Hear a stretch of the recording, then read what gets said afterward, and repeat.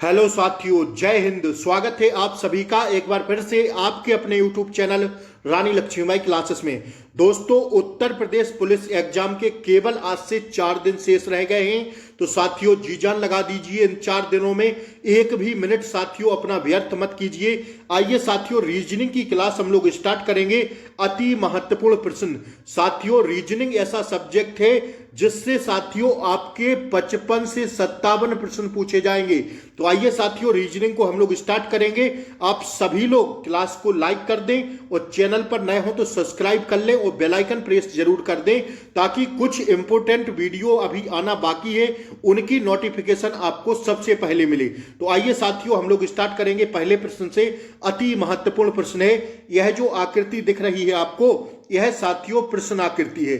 अब आपको बताना है साथियों कि ऑप्शन आकृति जो है 4 ABCD कि यह जो प्रश्न आकृति है यह किस ऑप्शन आकृति में निहित है, मतलब समाई हुई है। आपको वहां पर लिखा मिलेगा कि प्रश्न आकृति साथियों कौन से ऑप्शन आकृति में, कौन सी विकल्प आकृति में मिल रही है।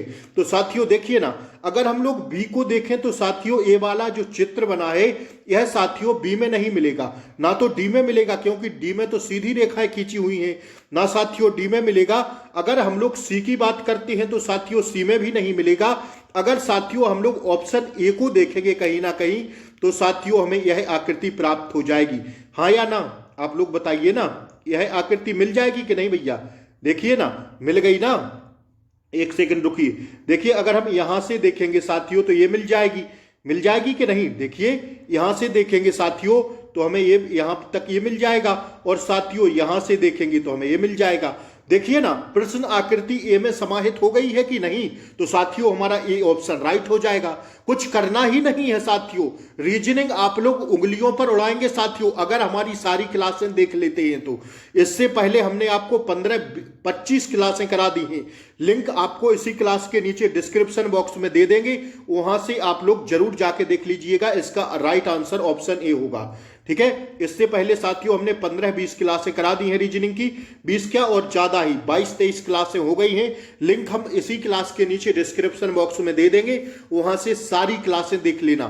थ्योरी भी है साथियों, ऑप्शन वो भी जो साथियों MCQ भी है। रीजनिंग को पूरी समाहित करके आप लोगों को साथियों निचोड़ दिया है।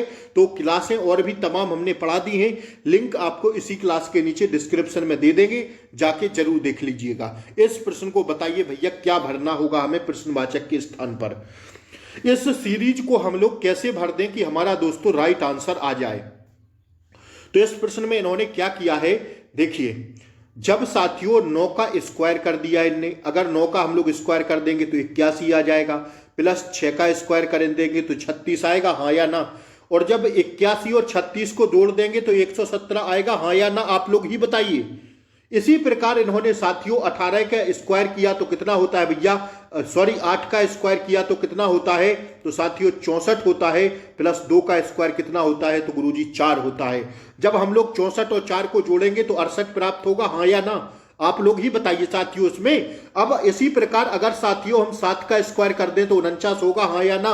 और प्लस 3 का स्क्वायर कर दें 9 होगा कि नहीं होगा?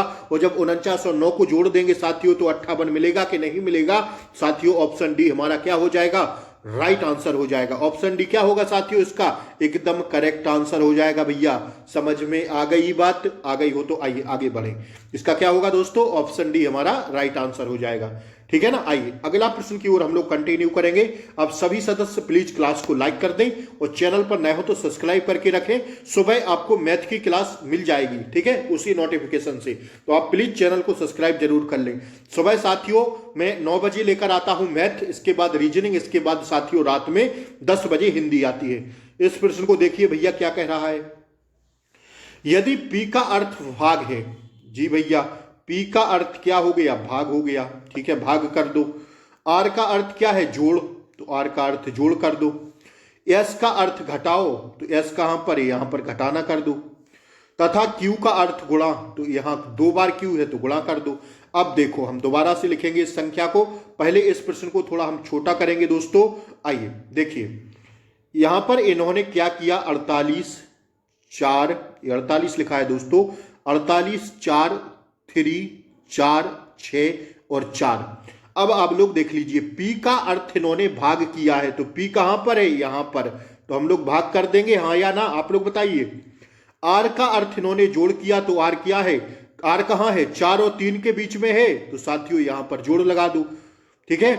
क्यू का अर्थ इन्होंने किया, तो क्यू तथा क्यू का अर्थ गुणा किया, तो साथियों क्यू कहां कहां पर है, 6 और 4 के बीच में है, तो यहां गुणा कर दो, और 3 और 4 के बीच में है, तो यहां पर गुणा लगा दो। इसके बाद इन्होंने क्या किया साथियों, एस का अर्थ घटाओ है, तो एस कहां पर दिख रहा है, केवल हमें 6 और 4 के बीच में दिख रहा है, तो साथियों यहां हम लोग घटाना कर देंगे, हाँ या ना, आप लोग ही बताइए साथियों। तो देखिए ना, अब हमारी सीरीज बन जाएगी। जब 4 का भाग 48 में देंगे तो कितनी बार जाएगा दोस्तों, 12 बार जाएगा, +3 करेंगे, क्योंकि पहले भाग होता है, फिर गुणा होता है, फिर जोड़ होता है, इसके बाद माइनस होता है, भागु जोग। क्या कहते हैं भैया, भाग गुणा जोड़ घटाओ, भागु जोग। पहले भाग करेंगे, तो साथियों 4 का भाग 48 में देंगे तो 12 बार जाएगा, +3 हो गया। अब देखिए गुणा करिए, प्लस है ना यहां पर, अब देखिए गुणा करिएगा, तो गुणा करने पर कितना हो जाएगा साथियों, इसको देखिए, 12 +3 गुणा 4 -6 चौक 24 हो जाएगा यहां पर कि नहीं। अब साथियों क्या करेंगे हम लोग, तो अब साथियों देखिए ना, यह क्या है साथियों, 12 बार गया था, +3 गुणा हुआ था, यह गुणा का चिन्ह है साथियों, सॉरी गुणा है। अब 12 धन 3 चौक 12, फिर से गुणा करेंगे और -24 होगा, हाँ या ना। और जब 12 हो 12 जोड़ देंगे तो 24 आएगा, और माइनस का यह 24 है, तो साथियों हमें 24 में से 24 घटाएंगे तो 0 प्राप्त होगा। तो साथियों 0 हमें किस में मिल रहा है, आ रहा है, ऑप्शन डी हमारा क्या हो जाएगा दोस्तों, राइट आंसर हो जाएगा, ठीक है ना। ऑप्शन डी क्या हो जाएगा, राइट आंसर। आशा करते हैं आपको समझ में आ गया होगा, नहीं आ गया होगा तो दोबारा से वीडियो देखिएगा, आ जाएगा, ठीक है ना। आइए यह प्रश्न देखिए भैया, अति महत्वपूर्ण है यह प्रश्न। एक विशिष्ट कोड भाषा में फर्निश्ड को 288, टेलर को 225, तो रिलीज्ड को कितना लिखेंगे, किस प्रकार लिखा जाएगा साथियों रिलीज्ड को। देखिए ना, फर्निश्ड को 288, अब भैया कैसे आया 288, तो इसमें तो लॉजिक लगाना पड़ेगा कहीं ना कहीं। तो इसमें लॉजिक इन्होंने क्या लगाया है दोस्तों, अगर जैसे हम लोग पनिश्ड की जो प्लेस वैल्यू होगी, देखिए ना, जैसे पी की प्लेस वैल्यू दोस्तों कितनी होती है, सुनते जाइए समझते जाइए। पी की प्लेस वैल्यू होती है 16 है। यू की प्लेस वैल्यू कितनी होती है, मैंने कहा था ना कि प्लेस वैल्यू और अपोजिट, ये तो आपको मुंह जबानी याद होना चाहिए। यू की प्लेस वैल्यू कितनी होती है, तो 21 होती है। एन की प्लेस वैल्यू साथियों 14 होती है। आई की प्लेस वैल्यू कितनी होती है, तो भैया आई की प्लेस वैल्यू देखिए ना 9 होती है। एस की प्लेस वैल्यू कितनी होती है, एस की प्लेस वैल्यू होती है 19, और एच की कितनी होती है भैया, एच की होती है 8, और ई की कितनी होती है, तो 5 होती है, और डी की कितनी होती है दोस्तों 4 होती है। अगर इन सब हम प्लेस वैल्यू को जोड़ दें, ठीक है, सारी प्लेस वैल्यू को जोड़ दें, तो सारी प्लेस वैल्यू को जोड़ने पर हमारा आंसर क्या आएगा साथियों, 96 आएगा। कितना आएगा, 96। अगर हम इनकी सारी प्लेस वैल्यू को जोड़ दें तो 96 आएगा। अब 96 में हम लोग 3 से गुणा कर देंगे तो हमें 288 प्राप्त हो जाएगा। यही सीरीज चलेगी, दुनिया की कोई सीरीज इसमें नहीं लगेगी, केवल यही सीरीज लगेगी।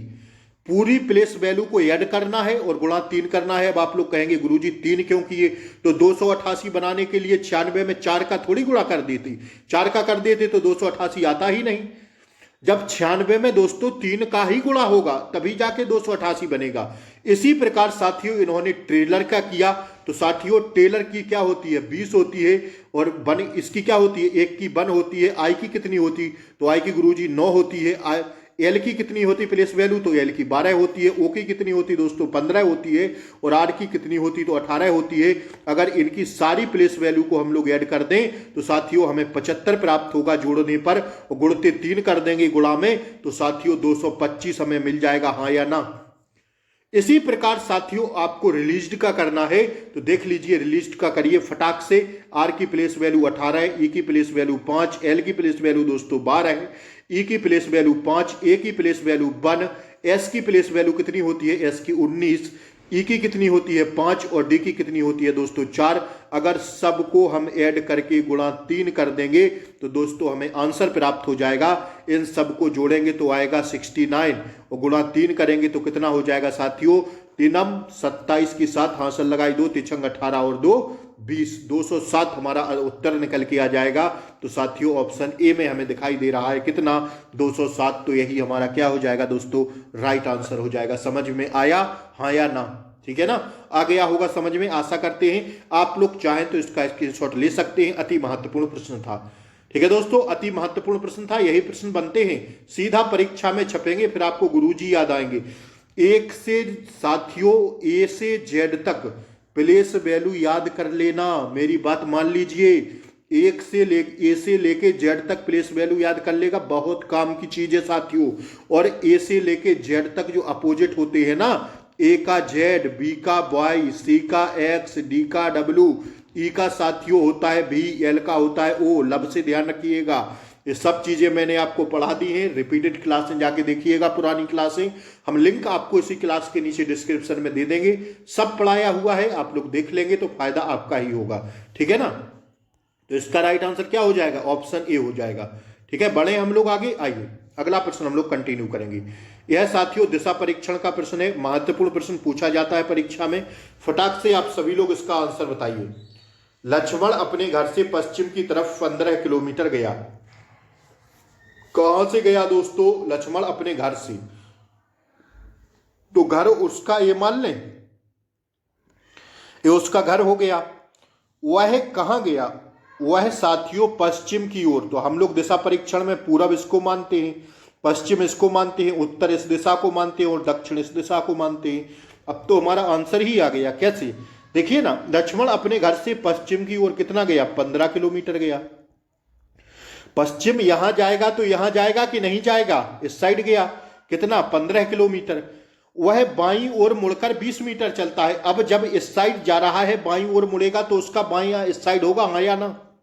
बायां आएगा, नीचे आएगा, कितना चला 20 किलोमीटर, 20 भर दो भैया। इसके बाद फिर वह पूर्व की दिशा की ओर कितना चलता है, पूर्व की ओर 25 किलोमीटर जाता है। तो यहां से यहां तक पहुंच जाएगा, कितना जाएगा 25 किलोमीटर। जब यहां था तो पूर्व में जाएगा तो यही होगा कि नहीं, पूर्व इसी साइड जाएगा कि नहीं जाएगा, हाँ या ना? आप लोग बताइए ना, पूरब इसी साइड तो है, तो यहां आ गया तो पूरब की ओर जाएगा 25 किलोमीटर, तो यहां पहुंच गया। अब साथियों 25 किलोमीटर पहुंच गया, अंत में बाईं ओर मुड़ा और कितना चला 20 किलोमीटर। तो यहां से जब पूरब की ओर जा रहा है और बाईं ओर जाएगा तो यहां जाएगा कि नहीं, तो कितना गया, अंत में 20 किलोमीटर गया। अब क्या बताना है, वह मेरे घर से कितनी दूर है, क्योंकि लक्ष्मण मेरे घर से चला था ना यहां से, तो अब ये वाली दूरी इतनी निकालनी है, यह दूरी निकालनी है केवल। ठीक है, क्योंकि यहां से ही तो पूछा है, यहां वह खड़ा है, लक्ष्मण यहां तो खड़ा ही है और यहां से उसके घर की दूरी थी, तो इतनी दूरी निकालना है। तो देखिए ये लाइन कितनी है, 25 है ना, और ये कितनी है 20। और साथियों यहां से यहां तक दूरी तो पहले ही तय हो गई, यहीं से तो गया था ना, तो घर से दूरी निकालनी है, लक्ष्मण की दूरी नहीं निकालनी है। घर से लक्ष्मण जहां पर खड़ा है वो दूरी निकालनी है। तो साथियों ये इतनी दूरी निकालना है, तो साथियों यह है 25, और 25 में से यह साथियों माइनस कर देंगे, 15 तो वो पहले ही चल गया। साथियों हम लोग कितना माइनस कर देंगे, तो साथियों हम लोग माइनस कर देंगे इसमें कितना 15, क्योंकि 15 तो चल ही गया। तो साथियों हमें 10 किलोमीटर प्राप्त हो जाएगा, कितना भैया 10 किलोमीटर हमें दूरी मिल जाएगी। तो किस में मिल रहा है, ऑप्शन बी में मिल रहा है, हमारा राइट आंसर हो जाएगा। समझ में आ गई होगी बात, ठीक है ना? आई हो तो दोबारा से वीडियो देखना, आ जाएगा। आइए अति महत्वपूर्ण प्रश्न है साथियों, यह छपता है सीधा परीक्षा में, कथन निष्कर्ष का प्रश्न है। आप लोग फटाक से इसको पढ़िए, मैं इसका आंसर आपको बताता हूं। देखिए ऐसे प्रश्नों में आपको करना क्या होता है, कथन को पहले तो आप लोग गौर से पढ़िएगा, कथन को गौर से पढ़ लेंगे तो साथियों आंसर आपका आ जाएगा। और अगर कथन को गौर से नहीं पढ़ेंगे तो आंसर आपका गलत हो जाएगा। और यह प्रश्न साथियों भर भर के परीक्षा में पूछे जाते हैं। देखिए ग्लोबल वार्मिंग के परिणाम स्वरूप तापमान में वृद्धि हो रही है। देखिए ग्लोबल वार्मिंग जब होगी तो परिणाम स्वरूप है कि तापमान में वृद्धि होगी। दूसरा कथन है पिघलते ग्लेशियर जल स्तर की वृद्धि का कारण बनेंगे, जो तटीय क्षेत्रों को प्रभावित करेंगे। यह भी बात सही है। अब सुनिए निष्कर्ष, ग्लोबल वार्मिंग का एकमात्र प्रभाव ग्लेशियर का पिघलाना है। ग्लोबल वार्मिंग का एकमात्र प्रभाव ग्लेशियरों को ग्लेशियरों को पिघलाना है, ये तो साथियों बात नहीं बन रही है, क्योंकि कथनानुसार ग्लोबल वार्मिंग के परिणाम स्वरूप तापमान में वृद्धि हो रही है, जिसके जिसके फलस्वरूप पिघलते ग्लेशियर जल स्तर में वृद्धि करेंगे। तो साथियों ये तर्क नहीं होगा। अगर ग्लोबल वार्मिंग तटीय क्षेत्रों में रहने वाले लोगों को प्रभावित करेगा तो कहीं ना कहीं हम देखें जिससे साथियों तटीय क्षेत्र प्रभावित होंगे, जिसमें केवल साथियों हमारा जो ऑप्शन बी है, केवल बी जो है साथियों, केवल ग्लोबल वार्मिंग तटीय क्षेत्रों में रहने वाले लोगों को प्रभावित करेगा। केवल हमारा सेकंड अनुसरण निकल रहा है। यह देखिए तार्किक प्रश्न होते हैं, तर्क लगाना पड़ता है, तब जाके ऐसे प्रश्न आएंगे जो आप लोग सही कर पाएंगे। ठीक है ना। तो ऑप्शन बी क्या हो जाएगा, इसका राइट आंसर हो जाएगा। केवल इसमें सेकंड अनुसरण कर रहा है दोस्तों, पहला अनुसरण नहीं करेगा। तो क्या हमारा ऑप्शन बी क्या हो जाएगा साथियों, राइट आंसर हो जाएगा। ठीक है ना। आइए अगला प्रश्न साथियों हम लोग देखेंगे। अगला प्रश्न आपकी स्क्रीन पर आ गया है, देखिए इसमें बताइए गुरुजी क्या भर दें कि हमारा आंसर आ जाए। पुरुष, महिला और मनुष्य, कौन सा डायग्राम साथियों पुरुष महिला और मनुष्य को व्यक्त करता है। तो चूंकि मनुष्य के अंतर्गत पुरुष एवं महिला दोनों आती हैं, तो अगर हम लोग मनुष्य इसको मान लें तो पुरुष और महिला इसके अंदर आ जाएंगी। तो यही हमारा बी वाला सही हो जाएगा, ज्यादा दिमाग ही नहीं खर्च करना है। देखिए मनुष्य में पुरुष भी आएंगी और महिला भी आएंगी। ऐसा नहीं है कि मनुष्य में केवल महिलाएं आ जाएं, केवल पुरुष आ जाए, नहीं भैया। मनुष्य जो है पुरुष और महिला दोनों आएंगी। मनुष्य के अंतर्गत पुरुष एवं महिला दोनों ही आते हैं। इस प्रकार विकल्प हमारा भी सही हो जाएगा। पुरुष आरेख महिला एवं मनुष्य के संबंध का सही निरूपण करता है। समझ में आया कि नहीं आया? आ गया होगा, बहुत ही आसान था, आ गया होगा समझ में। ठीक है ना। ऑप्शन बी हो जाएगा सही, क्योंकि मनुष्य के अंदर तो आती है ना पुरुष और महिला। आइए अति महत्वपूर्ण प्रश्न साथियों, यदि शीशे को स्टिक कहा जाए, स्टिक को निब कहा जाए और निब को सुई, सुई को रस्सी तथा रस्सी को धागा कहा जाए, तो किसी पेन में लिखने के लिए क्या लगता है? क्या लगता नहीं है, क्या लगाना होगा? देखिए ना, यदि शीशे को स्टिक कहा जाए, स्टिक को निब कहा जाए, निब को सुई कहा जाए, सुई को रस्सी तथा रस्सी को धागा कहा जाए, तो किसी पेन में लिखने के लिए क्या लगाना होगा? तो पेन में लिखने के लिए क्या लगाई जाती है भैया? निब लगाई जाती है। तो फैक्ट हमारा क्या हो गया? निब। अब निब किसको कहा जा रहा है? तो दोस्तों स्टिक को निब कहा जा रहा है। तो क्या साथियों, क्या स्टिक सही हो जाएगा? नहीं, इसमें साथियों जो होगा, देखिए ना, शीशे को स्टिक कहा जाए, स्टिक को निब कहा जाए और निब को सुई कहा जाए, तो फैक्ट के आगे वाला आंसर होगा। तो साथियों सुई आंसर होगा। जो फैक्ट कह रहा है, फैक्ट क्या है? पेन में लिखने के लिए क्या लगाना होगा? पेन में लिखने के लिए क्या लगाते हैं? निब ही नहीं लगाते हैं, निब ही तो चलता है ना। तो निब को क्या कहा जाए? तो साथियों निब को क्या कहा जा रहा है? निब को सुई कहा जा रहा है। तो सुई हमारा राइट आंसर हो जाएगा। फैक्ट के आगे वाले जहां पर लिखा हो कहा जाए, तो वहां पर फैक्ट जो हो, फैक्ट साथियों यहां पर निब है कि नहीं? तो फैक्ट के आगे वाला राइट आंसर लगाइएगा। देखते ही चुटकियों में इस प्रश्न को उड़ा देंगे साथियों, देखते ही। ठीक है, ठीक है ना दोस्तों। कहा जाए तो फैक्ट के आगे वाला आंसर लगाना है। किसी पेन के लिखने के लिए उसमें निब लगाई जाती है। प्रश्न में निब को सुई से इंगित किया गया है, अतः प्रश्न के अनुसार पेन में लिखने के लिए सुई लगानी पड़ेगी। तो ऑप्शन सी हमारा क्या हो जाएगा? Right answer. समझ में आया? देखिए एक बार दोबारा से इस प्रश्न को समझाते हैं दोस्तों। देखिए जहां पर कहा जाए मिले, देखिए लाल का अर्थ है, पीले का अर्थ है, वो वाला नहीं। अगर कहा जाए मिले, प्रश्न में कहा जाए मिले, जैसे कह रहा है शीशे को स्टिक कहा जाए, स्टिक को निब और निब को सुई कहा जाए, सुई को रस्सी, रस्सी को धागा कहा जाए, तो किसी पेन में लिखने के लिए क्या लगाना होगा? देखिए साथियों, किसी पेन में लिखने के लिए, पेन में लिखने के लिए क्या लगाना?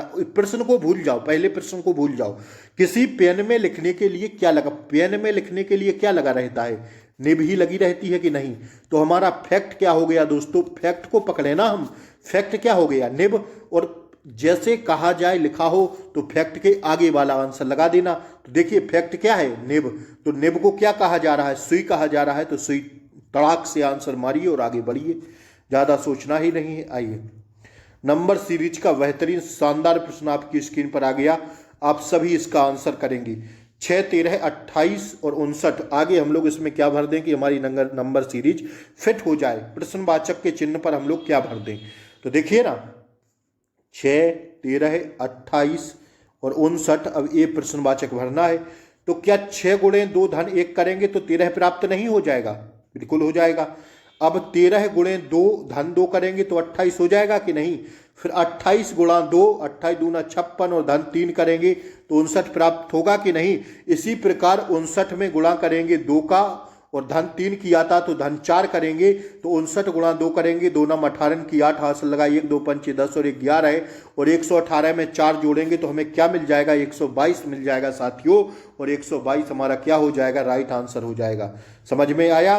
पहले 6 गुणा 2 धन 1 करना था, फिर गुणा 2 धन 2 करना था तो 28, 28 गुणा 2 धन 3 करना था। अब 59 में गुणा 2 धन 4 ही करेंगे कि नहीं? 59 दूना कितना होता है? तो 118 और धन 4 करेंगे तो 122 प्राप्त होगा, हाँ या ना? बहुत ही आसान प्रश्न था दोस्तों। ऑप्शन डी हमारा क्या हो जाएगा? राइट आंसर हो जाएगा। अगला प्रश्न देखिए, जिस प्रकार भरपूर का संबंध प्रचुर से है उसी प्रकार अतिशय का संबंध किससे होगा? तो देखिए ना, जिस प्रकार भरपूर से तात्पर्य प्रचुर से है उसी प्रकार अतिशय से तात्पर्य किससे होगा? अत्यधिक से होगा। किससे होगा भैया? अत्यधिक से होगा। ये ऑप्शन 1 भी नहीं होंगे, ऑप्शन बी केवल इसमें राइट आंसर होगा। और यह प्रश्न साथियों बहुत पूछे जाते हैं, इन प्रश्नों को पढ़ना बहुत जरूरी रहता है। सीधा कहेगा प्रचुर का भरपूर का संबंध प्रचुर से है उसी प्रकार अतिशय का संबंध अत्यधिक से होगा। ठीक है ना? आइए, हाथ दस्ताने, जिस प्रकार हाथों में दस्ताने लगाए जाते हैं उसी प्रकार पैरों में क्या होता है? पैरों में क्या लगाया जाता है? पैंट नहीं, शॉर्ट्स नहीं, टोपी तो साथियों सर में लगाते हैं। ये कहां से आंसर आ जाएगा? ये तो कतई नहीं होगा। जो साथियों हाथों में दस्ताने पहनते हैं ठंड बचाने के लिए, उसी प्रकार पैरों में तो मोजे पहनेंगे या साथियों और कुछ पहन लेंगे? मोजे ही पहनेंगे। ठीक है ना? मोजे ही होगा। ये तो यार लॉजिकल सवाल है, लॉजिकल, एकदम लॉजिकल प्रश्न है। बहुत ही आसान था, आप लोग लगा दिए होंगे, देखते ही उड़ाएंगे ऐसे प्रश्नों को। तो हाथों में क्या पहनते हैं? दस्ताने। क्या करने के लिए? ठंड बचाने के लिए। तो पैरों में क्या पहनेंगे? पैरों में पैंट थोड़ी पहनेंगे, पैर में क्या पहनेंगे? मोजे। ठीक है? जिस प्रकार पहले शब्द का संबंध दूसरे शब्द से है उसी प्रकार साथियों इसका संबंध किससे होगा? ये लिखा रहेगा, आपसे पूछेगा वहां पर। ठीक है ना? आइए अगला प्रश्न देखिए, कथन निष्कर्ष वाला प्रश्न है। सुबह की सैर स्वास्थ्य के लिए लाभदायक है। जी भैया, देखिए ऐसे प्रश्नों में कथन को बहुत ही ढंग से पढ़िएगा, नहीं तो क्वेश्चन गलत होना तय हो जाएगा। जब कह रहा है सुबह की सैर स्वास्थ्य के लिए लाभदायक है तो निष्कर्ष देखिए ना क्या कह रहा है? सभी स्वस्थ लोग सुबह की सैर के लिए जाते हैं। ये तो कतई नहीं मिल रहा है, बिल्कुल नहीं मिल रहा है। सभी स्वस्थ लोग सुबह की सैर के लिए जाते हैं ऐसा कुछ नहीं है। कोई जाता है, कोई नहीं जाता है। जिसका मन है वो जाता है, जिसका मन नहीं है वो नहीं जाता है। प्रश्न में कह रहा था सुबह की सैर स्वास्थ्य के लिए लाभदायक है। प्रश्न साथियों जो कथन कहा है प्रश्न में, वो साथियों केवल इंगित कर रहा है कि सुबह की सैर स्वास्थ्य के लिए लाभदायक है। अब इससे ये तो संबंध नहीं है निष्कर्ष का कि सभी स्वस्थ लोग सुबह की सैर के लिए जाते हैं। बोलिए ना, समझ में आ रहा है? तो साथियों इससे ये मतलब नहीं है कि सभी लोग जाएंगे या नहीं जाएंगे, ये तो गलत हो जाएगा। शाम की सैर हानिकारक है ऐसा कुछ भी नहीं है, ऐसा कुछ भी नहीं है। शाम की सैर भी सही होती है। तो साथियों दोनों निष्कर्ष गलत हैं इसमें, ना तो पहला मिल रहा है और ना तो दूसरा मिल रहा है। ऑप्शन डी इसका राइट आंसर हो जाएगा। ठीक है दोस्तों, ऑप्शन डी हो जाएगा। ठीक है, आइए, चाबियां गुच्छा तो भेड़िया कैसे संबंधित होंगे? बताइए। जिस प्रकार चाबियां गुच्छे में रहती हैं उसी प्रकार भेड़िया झुंड में रहती हैं।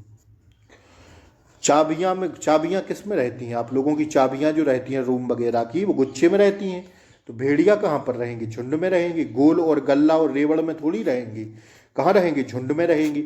जिस प्रकार पहले का संबंध दूसरे से है उसी प्रकार सी का संबंध डी से क्या होगा? और ऑप्शन दिए रहते हैं। तो साथियों चाबियां गुच्छे से हैं तो भेड़िया किससे होंगे? झुंड से संबंधित होंगे। ध्यान रखिएगा इस प्रश्न को, अति महत्वपूर्ण प्रश्न था। आइए, इसको देखिए क्या कह रहा है भैया, प्रपोज, प्रोज, पी रोज, बताइए PPOQE कोड लिखा जाता है तो लाइट का क्या लिखेंगे? तो देखिए इसमें इन्होंने किया, पी को पी कर दिया तो +0 किया, आर को पी कर दिया तो प्लस कितना किया, RPR कितना किया दोस्तों, पी, देखिए ना, MNOPQRSTPQR, मतलब यहाँ इन्होंने -2 किया, आर में से 2 घटाएंगे तभी ना पी प्राप्त होगा। ओ को कितना किया, ओ को फिर ज्यों कर दिया, फिर एस को क्या किया, PQRS, मतलब फिर से इन्होंने एस में से 2 किया कम तो क्यू निकाला और ई को फिर ज्यों के त्यों लिख दिया। तो इसी प्रकार हम लोग भी कर लेंगे ना, लाइट का LIGHT, तो एल का तो ज्यों के त्यों एल आ जाएगा, फिर आई में से 2 कम करेंगे कि नहीं तो कितना प्राप्त होगा, देखिए ना, देखिए साथियों, अगर 2 प्राप्त करेंगे तो क्या आ जाएगा, आई में से 2 कम करेंगे तो जी हो जाएगा ना, GHI, जी के बाद H और फिर आई आता है तो जी लिख देंगे, फिर जी का जी करना है, H में से फिर 2 कम करेंगे तो H में से 2 कम कर देंगे तो कितना आ जाएगा, जी फिर आ जाएगा, ठीक है ना। एल जी नहीं, इसमें जी क्यों आएगा भैया, एच में से करेंगे तो एफ आएगा, एफ आएगा सॉरी, और फिर ज्यों के त्यों टी लिख देंगे, ठीक है ना। तो LGGFT किस में मिल रहा है, LGGFT ऑप्शन विकल्प डी में हमें मिल रहा है, ठीक है, डी हमारा राइट आंसर हो जाएगा। समझ में आया? आइए, कुछ लड़के विद्यार्थी हैं, क्या शानदार प्रश्न है, जरूर पूछता है, कुछ लड़के क्या हैं, विद्यार्थी हैं, कुछ विद्यार्थी शिक्षक हैं, कुछ विद्यार्थी शिक्षक हैं, ये बन गया हमारा डायग्राम। अब निष्कर्ष देखिए, कुछ विद्यार्थी लड़के हैं, कुछ विद्यार्थी लड़के हैं, बिल्कुल हैं, देखिए ना सीधा मिल रहा है, कुछ शिक्षक विद्यार्थी हैं, कुछ शिक्षक भी विद्यार्थी हैं, बिल्कुल है, तो ऑप्शन कौन सा सही, ऑप्शन डी सही हो जाएगा। निष्कर्ष पहला और निष्कर्ष सेकंड दोनों अनुसरण कर रहे हैं। एक बार दोबारा देखिए, कुछ लड़के विद्यार्थी हैं, कुछ लड़के विद्यार्थी हैं और कुछ विद्यार्थी शिक्षक हैं। अब निष्कर्ष क्या कह रहा है, कुछ विद्यार्थी लड़के हैं कि नहीं, बिल्कुल हैं, और कुछ शिक्षक विद्यार्थी हैं, बिल्कुल हैं, कुछ शिक्षक क्या हैं, कुछ विद्यार्थी शिक्षक है ना, तो कुछ शिक्षक विद्यार्थी नहीं होंगे, बिल्कुल होंगे, तो ऑप्शन डी क्या हो जाएगा, राइट आंसर हो जाएगा। निष्कर्ष पहला और दूसरा दोनों अनुसरण करता है, ठीक है ना, ऑप्शन डी राइट आंसर हो जाएगा। आइए, इस आकृति में बताइए कौन सी आकृति में प्रश्नवाचक चिन्ह वाली आकृति भर दें कि साथियों हमारा क्या हो जाए, राइट आंसर आ जाए, बताइए। देखिए ना, इसमें कह रहा है जिस प्रकार पहली आकृति जो है, पहली प्रश्नाकृति षटभुज की भुजाओं में 2 कम कर चतुर्भुज बनाती है, ये षटभुज बना है तो यहां पर इन्होंने चतुर्भुज बनाया है कि नहीं, दिख रहा है, चतुर्भुज बनाए हैं। पहले क्या था, तो पहले षटभुज था, मतलब 1 2 3 4 5 6 भुजाओं वाली आकृति थी, तो यहां पर इन्होंने 4 भुजाओं वाली की। तो अब साथियों अगर ये 5 भुजाओं वाली है तो 2 कम करके हम लोग 3 भुजाओं वाली बनाएंगे कि नहीं, और 3 भुजाओं वाली केवल हमें एक दिख रही है, वो साथियों ऑप्शन ए में दिख रही है, तो क्या हम लोग ऑप्शन ए लगा देंगे कि नहीं, हाँ या ना। जब यह षटभुज थी तो यह चतुर्भुज की है, तो यह पंचभुज है तो 3 भुज करेंगे कि नहीं, देखिए ना, और इसमें ए वाला किए थे तो इसमें ए लगा ही है, ठीक है ना। देखिए, जिस प्रकार पहली प्रश्नाकृति षटभुज की भुजाओं में 2 भुजा कम कर चतुर्भुज की आकृति पारित होती है तथा उसके अंदर पहली प्रश्नाकृति का डंबबेल विद्यमान रहता है, उसी प्रकार तीसरी प्रश्नाकृति में पंचभुज के स्थान पर डंबबेल सहित त्रिभुज लाने पर चौथी आकृति हमें मिल जाएगी। तो डंबबेल को तो मिल गया, ये डंबबेल ये रखा ना डंबबेल, तो ये डंबबेल हमें यहाँ पर मिल गया कि नहीं, तो साथियों त्रिभुज वाली आकृति हमें मिलाना था, तो साथियों डंबबेल सहित ऑप्शन ए हमारा क्या हो जाएगा, राइट आंसर हो जाएगा। प्रश्न में वहां पर लिखा रहेगा कि साथियों जिस प्रकार पहली आकृति दूसरी से संबंधित है उसी प्रकार तीसरी से कौन से विकल्प से संबंधित रहेगी, तो ऑप्शन ए विकल्प से संबंधित है दोस्तों। ठीक है, समझ में आ गया। आइए देखिए, ये साथियों अरेंजिंग इन ऑर्डर के प्रश्न होते हैं, अति महत्वपूर्ण होते हैं। पहले क्या भरना है, फिर क्या भरना है, फिर क्या भरना है, फिर क्या भरना, फिर क्या भरना, इन्हें क्या कहते हैं, क्रम में व्यवस्थित करना। अरेंजिंग इन ऑर्डर लिखा रहेगा, क्रम में व्यवस्थित करिए। तो पहले धातु आती है मिश्र धातु, अयस्क, शोधन या अतिरिक्त पुर्जा। तो पहले आता है दोस्तों, क्या आता है, पहले आता है अयस्क, तो तीसरे पर भर दीजिए। इसके बाद आता है साथियों शोधन, तो शोधन चौथे पर भर दीजिए। शोधन के बाद आता है साथियों धातु, तो धातु ऑप्शन ए में दिख रही है, ऑप्शन ए भर दीजिए। धातु के बाद आती है मिश्र धातु, तो 2 वाला भर दीजिए। मिश्र धातु के बाद आता है अतिरिक्त पुर्जा, तो 5 वाला भर दीजिए और यही हमारा राइट आंसर हो जाएगा। तीसरा चौथा पहला दूसरा पांचवा, तीसरा चौथा पहला दूसरा पांचवा हमें विकल्प सी में दिख रहा है दोस्तों, तो विकल्प सी हमारा क्या हो जाएगा, राइट आंसर हो जाएगा। समझ में आ गया। आइए उपसंहार, अध्याय, विषय सूची और साथियों आमुख और आवरण। तो पहले क्या आता है, पहले साथियों आवरण आता है। क्या आता है भैया, आवरण आता है। तो 5 वाला पहले भर देंगे, तो साथियों 5 वाला तो पहला केवल हमें ऑप्शन डी में दिख रहा है, तो क्या हमारा राइट आंसर नहीं हो जाएगा। इस हिसाब से भी हम लोग चुटकियों में देखते ही आंसर निकाल सकते हैं, लेकिन नहीं साथियों, समझिए आप लोग। ठीक है, हर एक बच्चे को समझना जरूरी है। पहले आवरण आता है, ठीक है, फिर इसके बाद क्या आता है, विषय सूची आती है, तो तीसरा आता है। पहले आवरण, जैसे आप लोग कोई बुक खोले तो उसका पहले आवरण आएगा कि साथियों उपसंहार आ जाएगा, नहीं, पहले लिखा रहता है आवरण। इसके बाद आती है विषय सूची, विषय सूची के बाद आता है आमुख, तो आमुख क्या है, चौथा वाला। आमुख के बाद आते हैं अध्याय, तो दूसरा वाला। फिर इसके बाद आता है उपसंहार, तो देखिए ना, मिल गई हमें ऑप्शन डी वाली में। ठीक है, 5 3 4 2 1 यही हमारा राइट आंसर हो जाएगा। Option C is the right answer. तो साथियों आज रीजनिंग की क्लास हम लोग यहीं पर समाप्त करेंगे। साथियों क्लास कैसी लगी जरूर बताएं। चैनल पर नए हो तो सब्सक्राइब करके बेल आइकन 12 प्रेस जरूर दबा दें, ताकि इन दिनों अभी करंट अफेयर्स की 1-2 क्लास लाना बाकी है, हिंदी की क्लासें चल रही हैं, मैथ, जीके, यूपी की सारी क्लासें चल रही हैं। रानी लक्ष्मीबाई यूट्यूब चैनल को ज़्यादा से ज़्यादा सपोर्ट करें, क्लास को ज़्यादा से ज़्यादा शेयर करें जितना कर सकते हैं, ठीक है ना। और साथियों चैनल पर नए हो तो सब्सक्राइब करके बेल आइकन प्रेस जरूर कर लें, क्योंकि मेरी मेहनत आप लोगों के लिए, आप लोग गुरु दक्षिणा में यही देख सकते हैं साथियों। केवल चैनल को सब्सक्राइब करके और शेयर कर दीजिए, वीडियो को लाइक कर दीजिए क्लास को, और साथियों ज़्यादा से ज़्यादा शेयर कर दें। चैनल पर नए हो तो सब्सक्राइब जरूर कर लें।